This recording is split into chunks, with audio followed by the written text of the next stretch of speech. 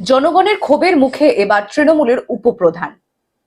Cut money নেওয়া এবং দুর্নীতির অভিযোগে ফের উত্তপ্ত এলাকা পশ্চিম মেদিনীপুর জেলার দাঁতন বিধানসভার অন্তর্গত মোহনপুর থানার শিয়ালশাই ২ নম্বর অঞ্চলের প্রাক্তন প্রধান তথা বর্তমান উপপ্রধানকে ধরে পুলিশের হাতে তুলে দিলেন উত্তেজিত গ্রামবাসীরা।